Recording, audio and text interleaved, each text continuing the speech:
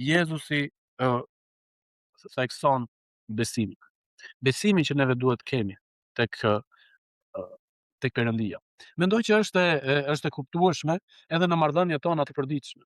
A do të pranoni që të kishit një marrëdhënie ku çfarë do lloj marrëdhënie të ishte, nëse nuk do të kishte besim? Edhe marrëdhënie pune. Në çfarë do lloj gjëje, edhe nëse ti do të kishe atë, le të themi, detyrimin, sepse ti po merrje pagën, po nëse nuk do të kesh besim tek shoqëria, tek kolegët, le të themi, jeta do të bëhej më e vështirë. Puna do të bëhej më e vështirë. Do të shikojmë dy shembuj së bashku tek Luka.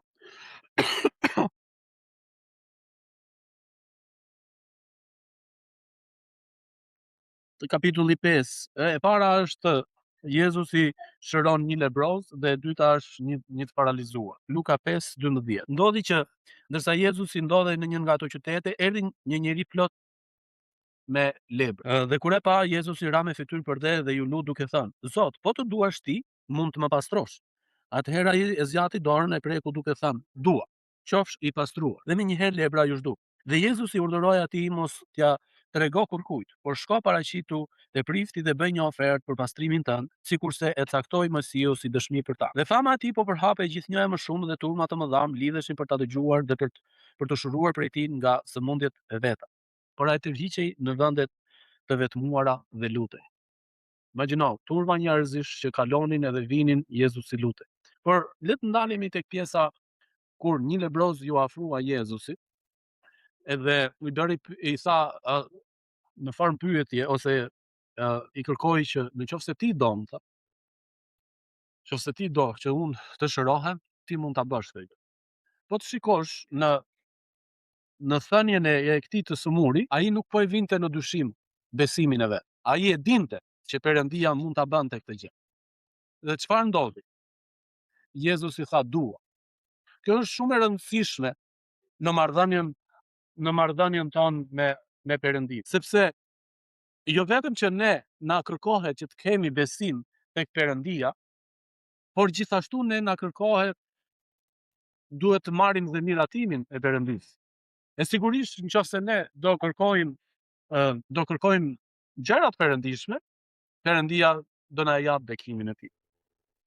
Edhe në rastin e këtij lebrozi, ai ishte po kërkonte për shëndetin e vet, dhe Zoti ja dha këtë bekim. Le të lexojmë atë në vargu 17. Një ditë ndodhi që ndërsa Jezusi ishte duke mësuar, ishin të pranishëm ulur farisejnë dhe mësues të ligjit, që kishin ardhur nga të gjithë fshatrat e Galileës dhe të Judeas dhe nga Jeruzalemi, dhe fuqia e Zotit ishte me të për t'i shëruar.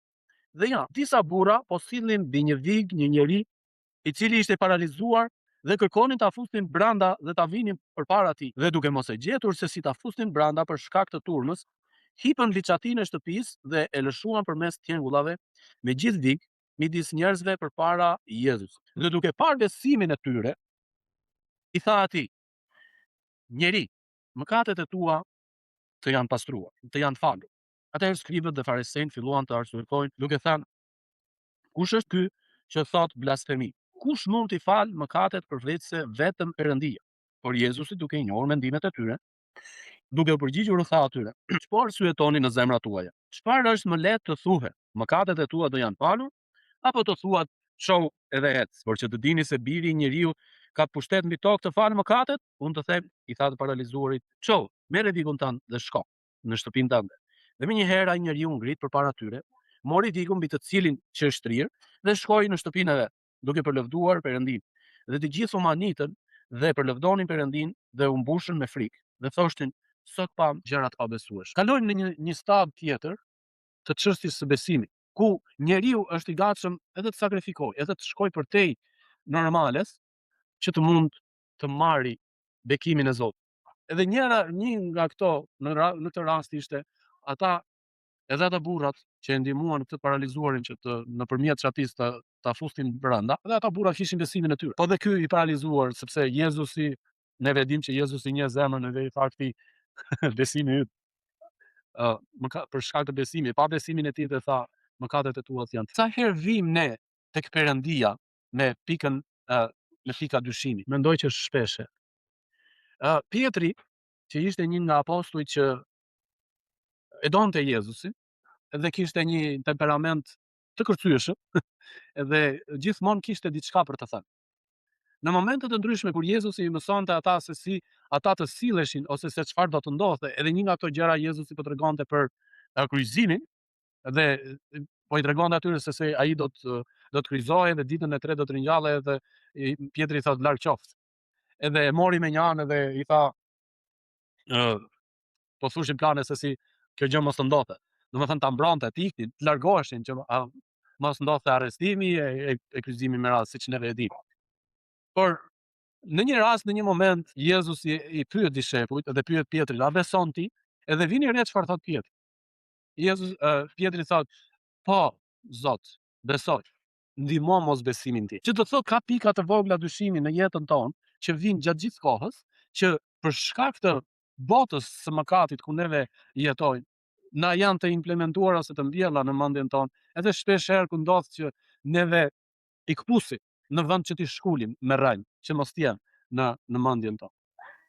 Shpesh herë për shkak të mosbesimit tonë ne mund të vëmë në dyshim njerëzit që janë më të afërt në rrethin tonë familjar, për shkak të këtyre lloj dyshimeve. Nga gjërat që ne nuk mendojmë që ato janë të rëndësishme, ne themi ja pa e ka marrë kjo, ja pa e ka marrë ky. Po për shkak të kësaj gjëje, Jezusi na tregon që është e rëndësishme që ne të kemi besim tek Perëndia. Edhe ndërsa neve vijmë dhe të ndërtojmë një marrëdhënie me Zotin, ne duhet kemi parasysh pikërisht këtë gjë. A kemi besuar dhe a besojmë neve që na janë pastruar mëkatet? Sigurisht që po. Por në mënyrë që ne të vazhdojmë të kemi një marrëdhënie me Perëndin, ne duhet pikërisht të besojmë tek gjërat më elementare dhe më të thjeshta. Nuk është elementare në fakt, por është, le të themi, gjëja e fillimit, hapi i parë që neve filluam të ndërtojmë marrëdhënien tonë me Perëndin, duke besuar, duke u pagzuar. Po për shkak që të rrethanave të jetës që na përballin, ne përsëri mund të kemi luhati.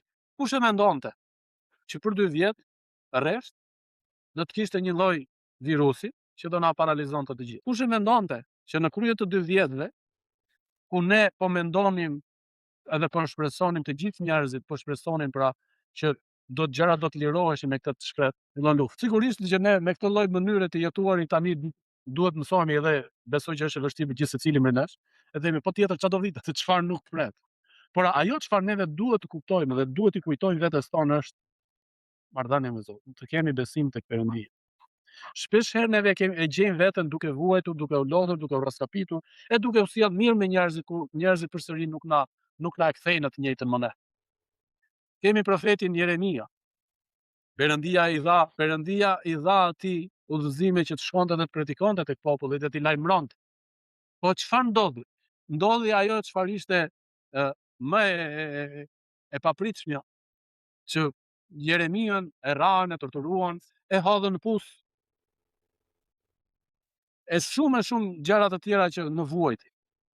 Hoseja, nëse mund të lexonin nga Hoseja, ai ishte një nga profetët që Perëndia e udhëzoi, e dini çfarë, që të martohej me një prostituate, të kuptosh se çfarë do të thotë, tha, për ashtu siç ju njerëzit e mi jeni bërë kundra meje. Më premtoni gjëra, më premtoni që më besoni, më premtoni që do të ndiqni, pastaj ju shkoni dhe më tradhton. E shumë njerëz të tjerë historik biblik që Perëndia na sjell, neve lexojmë në Bibël, kanë vuajtur për hir të Perëndisë. Por një gjë është e sigurt, që ata janë me Zotin, janë me Perëndin. Neve vuajmë dhe na dhimbset dhe shqetësohemi për gjërat që shikojmë. Edhe për ato gjëra edhe ne shpresojmë. Apo e kam gabim. Shpresojmë që një ditë bëhet më mirë, shpresojmë që çmimet na ulen,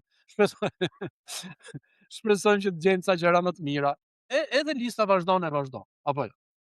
Por shpesh herë neve lëm në sirtar ose e kujtojmë shumë rrallë përjetësinë me Zotin. Unë jam fajtori numër 1, që e lej veçmi. Shqetësohemi për gjërat e tanishme, një gjë e vogël të ndodhi, i lutem Perëndis vetëm për gjërat aktuale, për problemet që mund na dalin përpara. E rrallë herë që të jenë në marrëdhënie me Zotin përgjithësisht. Për Zotin na kujton edhe na ndihmon që besimi është shumë i rëndësishëm në marrëdhënien tonë me Zotin. Besoj që neve e dim këtë gjë që marrëdhënia është shumë e rëndësishme, pra që siç e tham edhe në fillim, me njëri tjetrin, në mënyrë që të kesh një marrëdhënie normale, ne duhet t'i besojmë njëri tjetrit. Por gjithashtu, në të njëjtën kohë neve zgjedhim edhe njerëzit për të besuar, apo jo. Edhe Zoti e ka treguar dhe e ka provuar, na e ka provuar ne, besoj që edhe në jetën tonë në këto momente, në momente të ndryshme që ne mund t'i besojmë Zotit, apo jo. Mund të jemi të lodhur, të rrësapitur në këto momente. Mund mos shikojmë dritë në fund të tunelit, edhe ndos kjo. Por ama, në kaluarën Zoti e ka treguar. Se ajo çfarë ne fokusohemi tani dhe jemi harrakaq të shpejt për bekimet. Ndaj dhe na kujtohet dhe na thuhet në çdo kohë, në çdo moment. Një nga gjërat që ne desha t'ju them që një nga gjërat që më inkurajon mua nga shumë gjëra është edhe prezenca ju. Që leni, sakrifikoni çdo gjë që të bashkohemi bashkë të diela dhe të adhurojmë Zotin. Mund keni probleme shëndetësore, e keni sforcuar veten që të vini, e shumë gjëra të tjera. Lutem dhe shpresoj që ne të jemi në këtë fazë ku ta inkurajojmë njëri tjetrin përveç gjërave të tjera. Që ka dhe njerëz të tjerë që besojnë tek Zoti, ka dhe njerëz të tjerë që po kalojnë të njëjtat probleme, po kalojnë të njëjtat shqetësime si ne, edhe po besojmë tek Perëndia, po i lutemi Zotit. Duhet i kujtojmë njëri tjetrit gjithashtu që ne jemi duke u lutur, duke menduar për ju, duke u paraqitur tek Perëndia. Por siç e dim që është Zoti dhe duhet i besojmë Zotit që Zoti do të na ndihmojë, do na japë atë çfarë ne jemi duke. Paqja dhe hiri i Perëndisë qoftë me gjithë secilin prej jush. Zoti ju bekoft, dhe Zoti ju ndihmoft, Zoti ju ruaj. Për aq kohë, ajo çfarë është më e rëndësishme është le mos të humbasim besimin tonë tek Perëndia. Neve e dim që kohët kanë ndryshuar edhe vështirësitë janë rritur për gjithë secilin prej nesh. Por le të dim dhe t'ja kujtojmë vetes tonë që sakrifica që Perëndia ka bërë për gjithë secilin prej nesh është gjëja më e shtrenjtë, dhe gjëja më e çmuar që Perëndia na ka dhuruar. Do kohën e vet që ta kuptojmë dhe të rritemi me këtë lloj fryme. Zoti ju bekoft.